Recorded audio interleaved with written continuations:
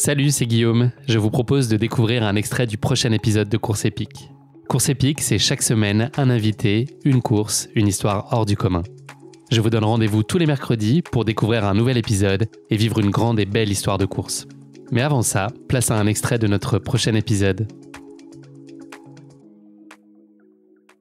Ce côté-là, justement, d'allonger les distances, est-ce que selon vous, c'est ce qui est profondément la nature humaine? Est-ce que c'est une fatalité, un besoin? Est-ce que vous ressentez ce besoin une fois que vous avez réussi? Est-ce qu'il faut forcément aller chercher plus long, plus haut, aller chercher de la difficulté encore plus? Alors, oui, pour moi en tout cas, c'est le cas. J'ai eu un parcours où j'ai doublé les distances à chaque fois, sachant qu'à chaque Donc Tour des Géants l'année prochaine? C'est une question. Ah non, c'est vrai. La Swiss Peak l'année d'après. Après, ça va se corser. Hein. Quand tu seras à 640, là, ou 160, ça va être une autre paire de manches. En fait, je pense qu'il faut se mettre une limite. Mais dans ta question, Guillaume, il y a deux éléments. Il y a, en doublant, c'est se mettre un objectif que je pense inatteignable. Et donc, dans l'apprentissage que j'ai de la course, c'est finalement d'arriver à des objectifs où j'avais des barrières mentales. Je pensais que ce n'était pas possible. Voilà. La deuxième chose, c'est qu'allonger les distances, c'est aussi allonger la zone de découverte, la zone d'aventure. C'est pour ça que passer à 330, 360, ça me semble fou. Pour le corps, je pense que j'irai jamais. Mais par contre, pour l'aventure que ça représente, la découverte, à pied en plus, on n'a aucun moyen. C'est la plus simple des découvertes. Il n'y a pas plus simple. Tout le monde peut sortir de sa maison, claquer la porte et se dire je vais en faire 180 demain. Si c'était si facile. Voilà. Et ces barrières mentales là, que tu as fait sauter, c'est le fait d'avoir justement réussi à ces étapes et puis ces différentes distances, ça t'a donné la confiance pour te dire que tu pouvais aller plus loin? Oui, alors sans trop laisser de plume. Oui, il y a cet aspect-là. Et puis il y a un aspect qui l'a renforcé, c'est que quand je regarde ma cote ITRA et les commentaires du site UTMB, je suis censé ne jamais finir un 160. Donc, alors, à mon petit niveau, puisque j'utilise toujours le maximum de la barrière horaire, voire certaines fois, ils m'accordent plus. Ah oui. Parce que quand on est dans les 10 derniers kilomètres, ils ont du mal à nous couper quand on dépasse la barrière horaire. Mais sur 4, j'en ai fini 3, et je me dis, finalement, soit je suis une erreur mathématique, ce que je ne crois pas, soit c'est juste que il ne faut pas cesser d'y croire et c'est ça qui fait qu'on arrive au bout.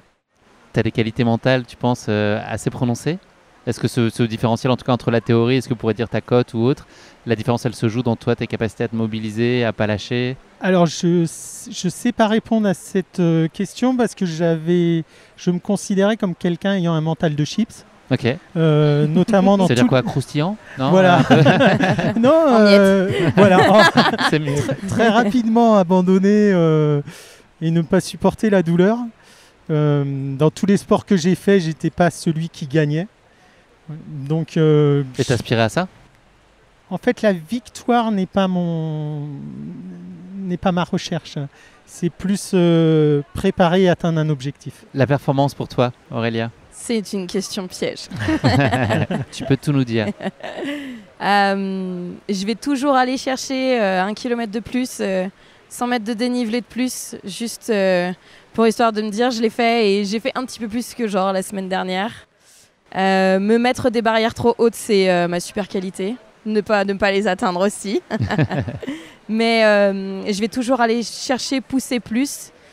Parfois, le corps, il me veut pas. Donc, forcément, on arrive à des blessures, on arrive à des moments pas chouettes. Mais, Et là, tu te remets bien justement quand ces objectifs que tu te fixes, qui sont peut-être un peu trop hauts, ça marche pas. Tu es très résiliente et tu es prête pour celui d'après? Ça va dépendre, mais en ce moment, plutôt bien. Ouais, ça fait quelques mois où je me dis, tiens, les récup de course, c'est plutôt sympa. Ça dure que 2-3 jours, donc pour ma part, en tout cas, c'est cool. Tes formats de cœur, c'est quoi? Enfin, ta distance? On va dire que je suis une bébé traileuse. Je fais depuis 1 an. Et là, j'ai couru le trail du Bélier la semaine dernière et j'ai fait le 16 km. Donc, c'était ma plus grosse course. J'ai fait un semi-marathon. Mais, à Annecy, ouais, forcément, quand on est du coin. Et je suis allée au bord de mes limites. Là, mon corps, je savais que j'étais pas assez entraînée. J'aime beaucoup les 10, autour du 10. Et c'est ce qui me permet en fait de me dire, à chaque fois, je prends, j'ai un trajet de trail vers chez moi. C'est toujours le même. Et tous les mois, j'y vais. Et dès que je gagne 1 minute, je suis là. Waouh, génial. Voilà, c'est mes mini-objectifs, mais je gagne 1 minute à chaque fois et c'est trop bien.